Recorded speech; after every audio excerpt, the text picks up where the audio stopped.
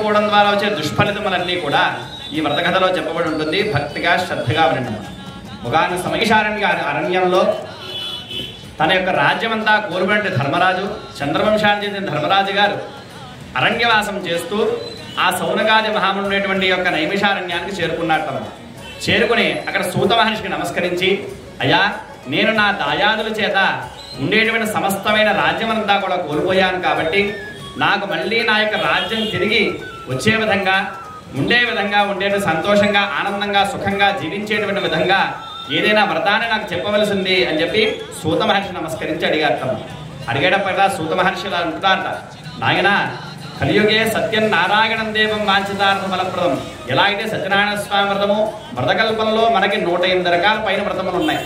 అన్ని వ్రతంలో కూడా అత్యంత శ్రేష్టమైనటువంటిది, అత్యంత ముఖ్యమైనటువంటిది, ఏ కార్యం చేసినా కూడా ముందుగా ప్రధానంగా పూజించేటువంటిది శ్రీ మహాగణపతి. ఆ గణపతి యొక్క వ్రతకల్పం గురించి మీకు సవిస్తరంగా చెప్తాను, భక్తిగా శ్రద్ధగా వినండి సుమా అని చెప్పి ధర్మరాజుతో సూత మహర్షి ఇలా చెప్తున్నారట.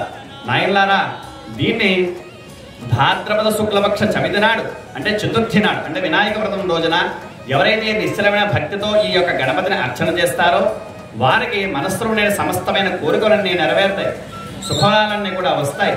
రాజ్యములు కోరుకునేటువంటి వారు రాజ్యాలు సంపాదించుకుంటారు.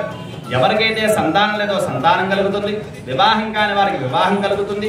ఎవరు మనస్సులో ఏ విధమైనటువంటి కోరిక చేత ఈ వ్రతాన్ని ఆచరిస్తారో వాళ్ళ వ్రతాల్లో ఉండేటువంటి సమస్తమైన కోరికలన్నీ కూడా నెరవేరుస్తారని చెప్పారు స్వామి. అసలు గణపతికి ఆవిర్భావ విషయాన్ని చెప్తాను. స్వామి ఒకనొక సమయంలో పార్వతీదేవి తన స్నానమాచరించడం కోసమై తన దగ్గర ఉండేటువంటి సున్నిపిండిని తీసుకుని నలుగుపిండితో చిన్న బొమ్మని ఏర్పాటు చేసిందట.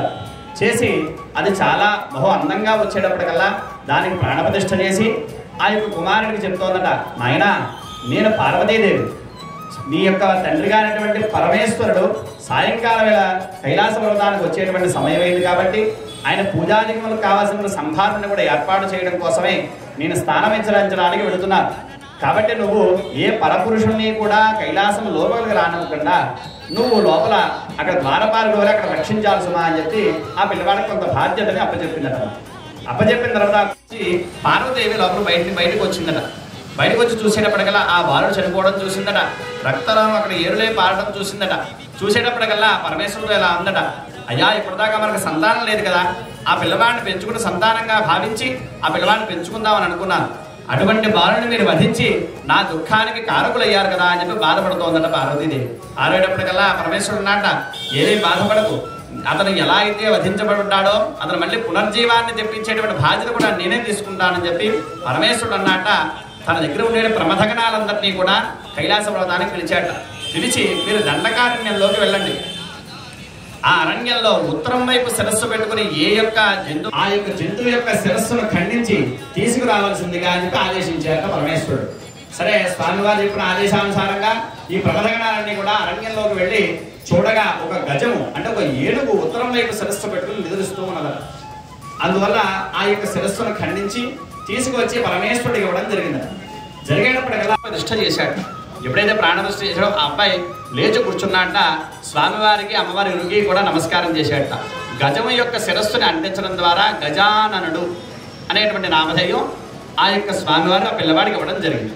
తర్వాత కాలంలో సుబ్రహ్మణ్య స్వామి జన్మించిన తర్వాత పరమేశ్వరుడికి ఈ ప్రమథగణాలన్నీ కూడా దేవతాగణాలన్నీ కూడా వచ్చి స్వామికి నమస్కరించి ఈ విధంగా అడిగాయట, స్వామి మా గణములన్నిటికీ ఒక నాయకుడిని ఏర్పాటు చేయవలసింది పరమేశ్వర అని చెప్పి పరమేశ్వరుని అడిగారు.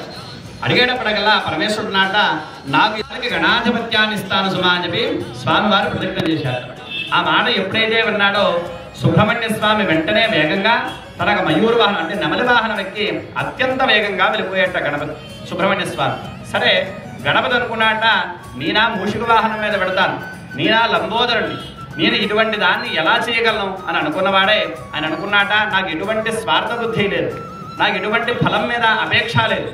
స్వామివారికి నాకు స్వామివారు అమ్మవారి ఇద్దరు కూడా దైవంతో సమానం, కాబట్టి ఆ యొక్క తల్లిదండ్రులు ఇద్దరికీ చుట్టూ కూడా ప్రదక్షిణ చేస్తాను, ఏ ఫలితం వస్తే ఆ ఫలితమే నాకు కావాలి అని స్వామివారు నమస్కరించి వారు ఉండేటువంటి సింహాసనం చుట్టూ కూడా ప్రదక్షిణ చేస్తూ మొదలుపెట్టాడండి గణపతి. ఎప్పుడైతే ప్రదక్షిణ చేయడం మొదలుపెట్టాడో సుబ్రహ్మణ్య స్వామి ఏ తీర్థానికి వెళ్తే ఏ దేవాలయానికి వెళుతున్నాడో ఆ దేవాలయంలో గణపతి అర్చనైపోయి స్నానమాచరించి రావడం కనిపిస్తుంది. శివ అంటూ తిరుగుతున్నాడు.